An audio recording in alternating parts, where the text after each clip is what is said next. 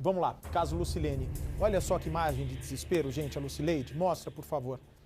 A Lucileide, quando ela descobre o lugar que teria sido a última morada da irmã dela, tão amada. Exatamente aí, debaixo dessa ponte, teria sido visto o corpo da Lucilene. A informação foi levada à polícia. Mas para a família, o que esse pescador está dizendo é muito sério. E para a família, eles têm certeza que o pescador está falando a verdade.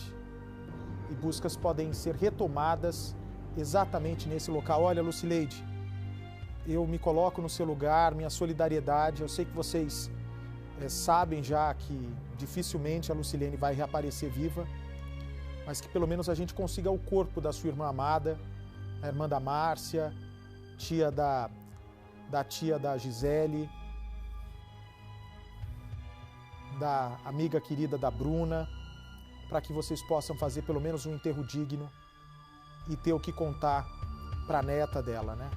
A netinha vai crescer, precisa saber o que aconteceu de verdade e que a alma vai poder finalmente descansar em paz. Põe a reportagem no ar, por favor. A revelação do pescador. Aí eu vi que boiou o corpo ali, só que o corpo estava em pé. Ele boiava assim, e o cabelo ficava para trás, sabe? Assim. Veio, boiou ali, aí eu saí correndo. Quando eu estava mais ou menos naquele rumo, eu vi que ela boiou ali de novo. Os detalhes são assustadores. Acho que batia no chão, da forma que tinha peso no pé. E aqui, esse pedaço aí, o rio é mais fundo, mas esse pedaço aqui é um pouco mais raso. Então ela batia, ó, o corpo batia assim e voltava, sabe? Batia, andava 6, 7 metros e voltava, batia e voltava. E foi descendo assim. O rio Mogi Guaçu passa pelo mesmo matagal onde a polícia fez buscas por Lucilene. Segundo a investigação, foi aqui onde o celular de Vanderlei emitiu um sinal. Nós voltamos aqui nessa região de mata, às margens do rio Mogi, para poder mostrar para vocês o local por onde esse corpo que esse pescador viu teria passado. Nesse mesmo local, a polícia fez as buscas com os cães farejadores. Nossa equipe chegou a acompanhar as buscas na época. Inclusive, de acordo com a investigação, o cão farejador apontou que o Vanderlei teria passado por aqui e a Lucilene também. Então, por isso, a polícia focou nesse local e estava aguardando o momento exato para retomar as buscas. Porque choveu muito, atrapalhou o solo, então por isso as buscas foram interrompidas. Agora nós vamos contar em detalhes o que esse pescador viu. Mas antes de contar isso, vale a pena falar quem é ele.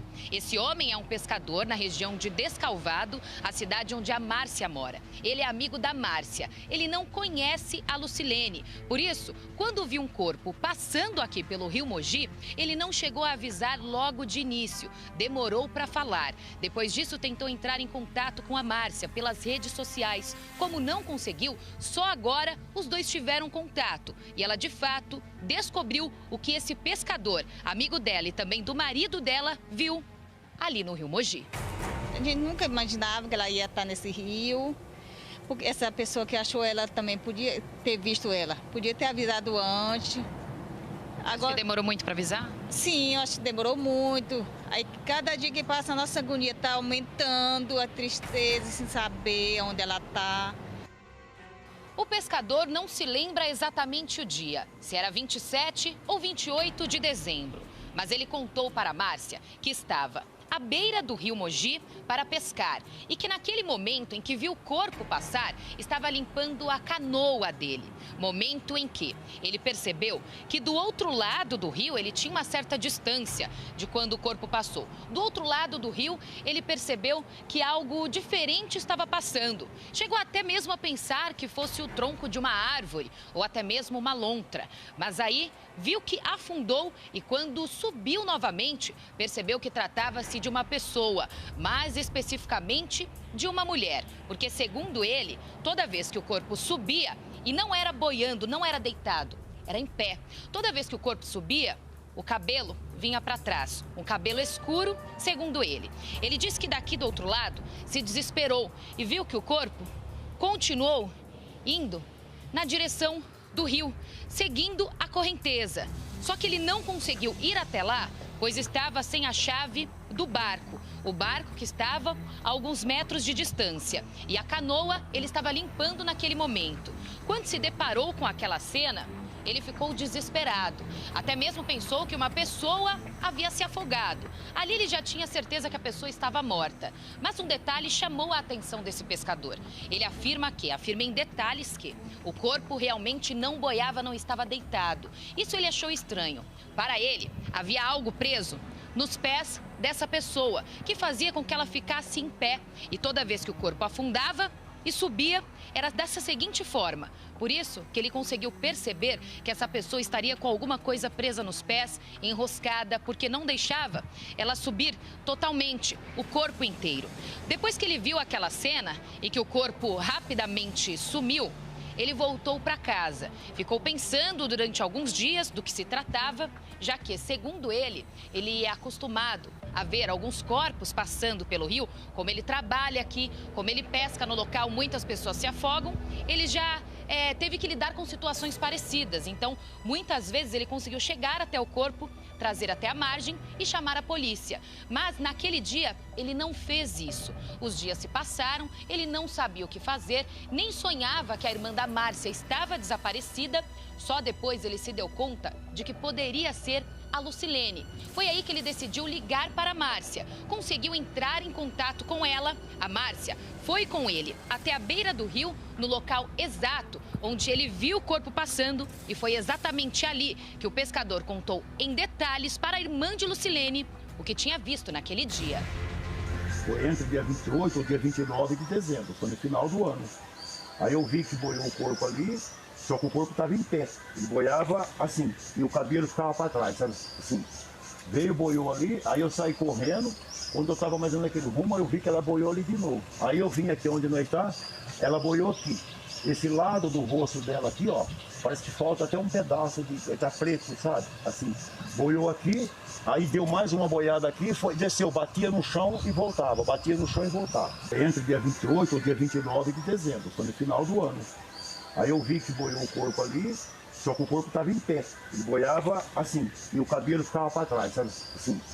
Veio, boiou ali, aí eu saí correndo. Quando eu estava mais ou menos naquele rumo, eu vi que ela boiou ali de novo. Aí eu vim aqui onde nós está, ela boiou aqui.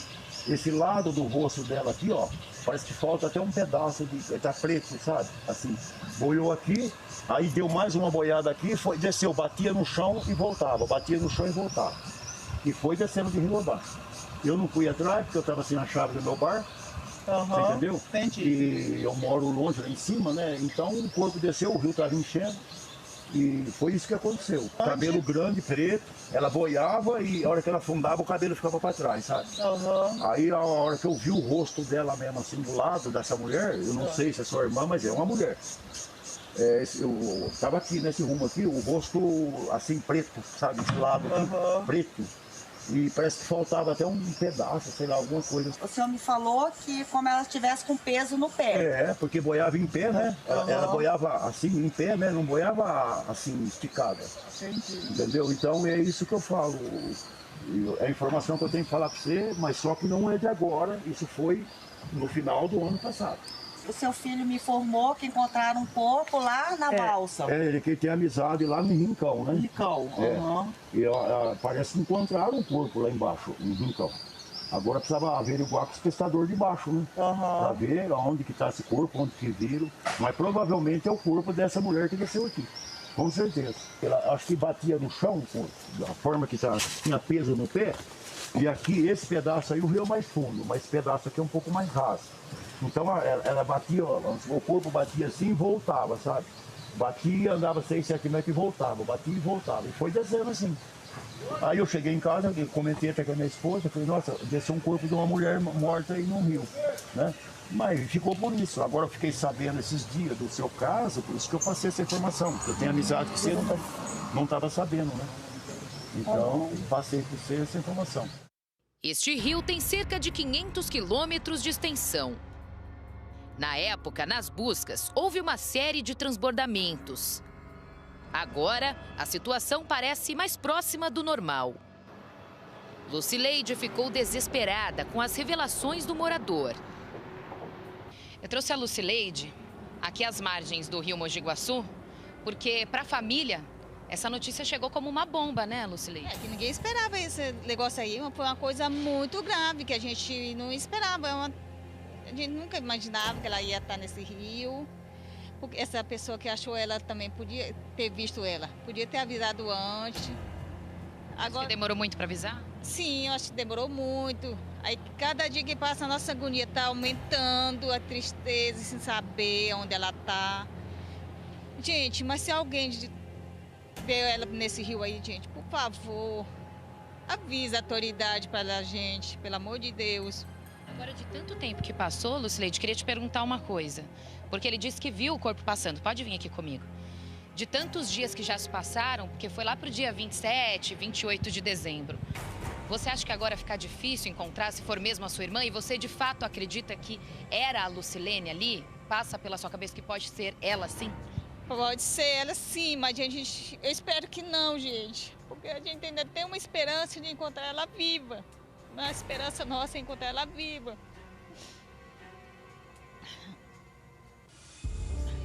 Lucileide, a gente mostrou que o rio Mogi Guaçu, enfim, ele é grande, né? Passa por várias regiões, porém a grande coincidência é que foi no local onde as buscas foram feitas com os cães farejadores, né?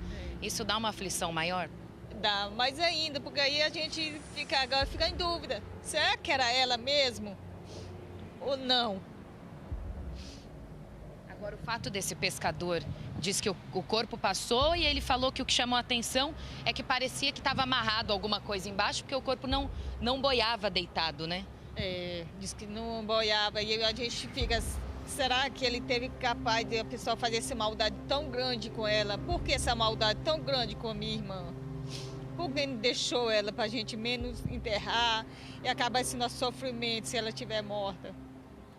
Agora, o que eu queria contar para vocês é que esse pescador já havia contado para Márcia, mas eu conversei com algumas autoridades policiais aqui da região e essas autoridades informaram que é comum que alguns pescadores, pessoas que trabalham às margens do rio, acabem presenciando cenas como essa, de pessoas que de repente se afogaram, corpo passando aqui pelo rio. E geralmente, segundo essas autoridades, essas pessoas que presenciam cenas como essas, elas tentam retirar o corpo de alguma forma. A gente percebe que tem uma correnteza aqui, então não é um trabalho fácil.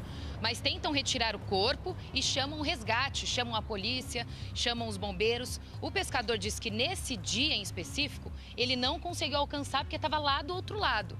Então não estava próximo a ele e ele não estava de barco, por isso que ele não conseguiu alcançar. E segundo ele também não avisou de pronto, porque ele ficou com medo. Já que era um corpo de uma mulher, ficou com medo de que sobrasse algo para ele em relação à polícia. A Lucileide estava contando aqui que ela gostaria muito que essa notícia tivesse chegado antes para vocês. Antes para a gente, né, que a gente já tinha tomado providência. Agora, se for isso, vai ser difícil a gente achar ela. É muito imenso esse rio aqui, comprido. Tem que ver onde vai parar, né? Esse dia todos. Será que a gente um dia vai encontrar ela ainda? Só o Vanderlei para dizer se ele jogou ela aqui ou não.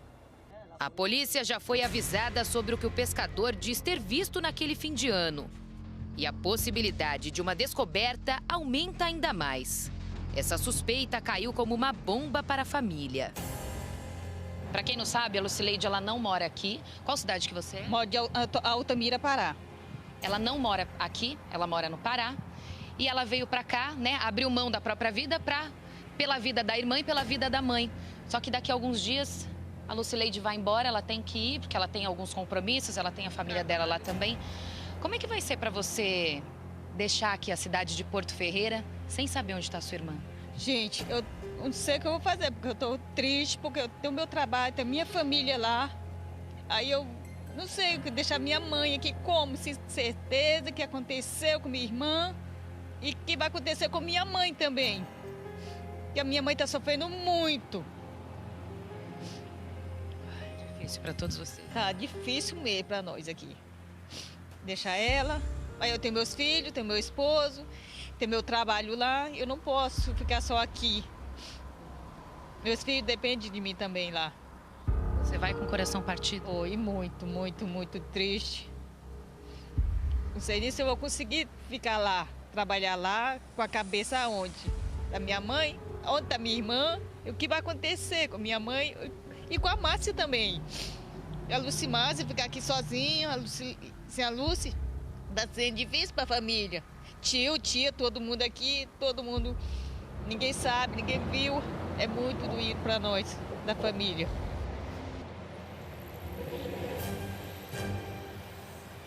Apesar da suspeita de Vanderlei em outro crime a 900 quilômetros de Porto Ferreira, a defesa rebate. Há pontos que podem retirá-lo do envolvimento na morte da menina Amanda, de 15 anos. Quem assiste, quem vê, tem a impressão de que ele de fato tem alguma coisa, ou pelo menos há um indício muito forte, uma prova de que ele esteve ali. E quando eu conversei com ele, eu expus essa situação, expliquei a ele de pronto aceitou a fazer o exame, se for necessário, o quanto antes, inclusive a fornecer dados e prestar qualquer esclarecimento que fosse solicitado pela autoridade policial da cidade de Rio Verde, Goiás. Detalhes que serão apresentados ao delegado de Rio Verde. A polícia de Goiás deve pedir a qualquer momento um exame para comparar o DNA de Vanderlei com o material colhido debaixo das unhas da adolescente.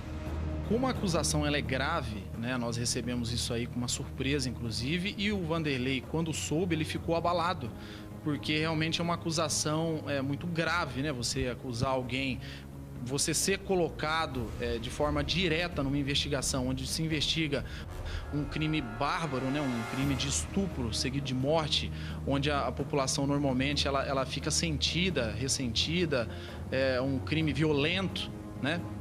Então, rapidamente, ele se dispôs a fornecer qualquer material genético que fosse necessário, prestar qualquer esclarecimento, até mesmo para ver o seu nome o quanto antes longe de qualquer especulação com relação a esse crime.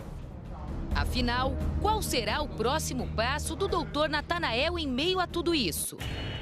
A polícia de Goiás conseguiu levantar a informação de que Vanderlei tem um carro registrado no município de Rio Verde, um carro vermelho. Coincidência ou não, a família de Amanda, que foi assassinada em 2014, contou para a polícia que naquela época, enquanto todos procuravam pelo corpo de Amanda, um carro vermelho passava pelo local a todo o tempo. O motorista não parou para ajudar. A família na época achou tudo muito estranho. A polícia deve investigar se isso tem a ver com o carro do Vanderlei ou não.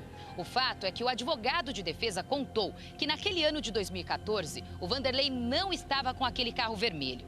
Ele diz que em 2008, o Vanderlei sofreu um acidente de carro na época com o mesmo carro vermelho e a empresa responsável pelo caminhão que participou ali do acidente pagou todos os custos, deixou o carro em uma oficina mecânica. Porém, quando o Vanderlei foi buscar o veículo, não conseguiu mais. Ele havia perdido a data para a retirada. Por isso, decidiu deixar para lá e nunca mais viu o carro. Ele se envolveu num acidente com um veículo grande, um veículo pesado, e a seguradora da empresa, que era proprietária do veículo, né, que veio a colidir, se chocar com o carro dele, pagou o conserto à época. Só que bem em 2008 ele teve uma proposta para vir para Porto Ferreira trabalhar numa empresa grande aqui na época, num frigorífico. E aí, em razão da situação da época, foi muito corrida a vida dele, ele acabou não retornando a Rio Verde para buscar esse carro. Posteriormente, ele foi lá, me parece que em 2013 ou 2017, isso eu vou confirmar com ele, até porque essa questão do carro também é nova, né? Eu tomei conhecimento disso ontem, né? Que o carro também havia sido especulado pela semelhança do carro que teria sido visto. Ele, quando chegou lá, ele obteve a informação de que o veículo teria sido enviado a um ferro velho, porque tem uma lei estadual ou municipal lá que determinava ela determinava um prazo, e após esse prazo o veículo ele devia ser removido, né? E na época esse carro, a informação que ele obteve lá é que ele foi encaminhado a um ferro velho. No registro encontrado pela polícia, a ligação direta entre o veículo e Vanderlei. O advogado diz que a foto de Vanderlei, que foi comparada ao retrato falado, não condiz com a data do crime, que foi em 2014. Ele contou que aquela foto é bem mais antiga, por isso não tem nada a ver como Vanderlei estava fisicamente no ano em que a Amanda foi assassinada. Além disso, o advogado ressalta também que alguns detalhes passados pelas testemunhas que montaram o retrato falado não condizem com o perfil do cliente dele. Essa foto é a do retrato falado. A outra, segundo o advogado, foi tirada em 2014. Essa foto que foi utilizada é uma foto de 2007. Essa foto foi uma foto que o Vanderlei aparece com a filha dele. A gente não sabe ao certo onde conseguiram essa foto. Suspeita-se que foi de rede social. Mas é uma foto antiga, essa foto é de 2007, o Vanderlei ali, fisicamente, ele aparece bem mais magro do que as fotos que nós temos dele do ano de 2014. Para a defesa, outras características também diferem Vanderlei do homem no retrato falado. Nesta matéria, a pessoa que aparece lá, a princípio, é uma pessoa alta, que teria mais de 1,80 m, enquanto o Vanderlei é uma pessoa de estatura média, ele tem pouco mais de 1,70 m. Vanderlei já confirmou que esteve na cidade de Rio Verde e que inclusive morou por lá, mas em data diferente ao ano em que Amanda foi morta. Ele me disse que em 2008 ele se mudou de Rio Verde. Ele mudou-se para Rio Verde em 2005. Em 2008 ele recebeu essa proposta e veio para Porto Ferreira. Após 2008, ele me colocou o seguinte, que de 2008 a 2013 ele chegou aí 3 vezes a Rio Verde. 3 vezes. E nestas 3 vezes que ele foi lá, ele inclusive estava acompanhado. Ele me disse que estava acompanhado. Depois ele retornou lá somente em 2017. Eu não me lembro agora se foi 2017 ou 2018, porque nem ele tinha essa certeza se era 2017 ou 2018. Mas ele falou que, pelo que ele se recorda, foi em 2018. Contudo, ele disse que tomou uma multa lá quando ele foi, por excesso de velocidade. E que ele sabe, inclusive, onde está essa multa. Ele falou que essa multa está guardada e ele consegue apresentar essa multa, até porque também ela ficou registrada, Então é fácil chegar até esse documento. A defesa de Vanderlei deve apresentar cada detalhe para a polícia de Rio Verde. Mas, de qualquer forma, o delegado de lá já afirmou que vai pedir o exame de DNA para fazer a comparação. Vanderlei não é obrigado a produzir provas contra ele mesmo.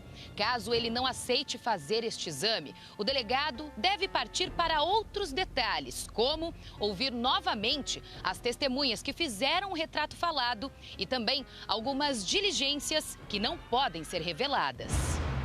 O que o Vanderlei fala em relação à ida dele até Rio Verde?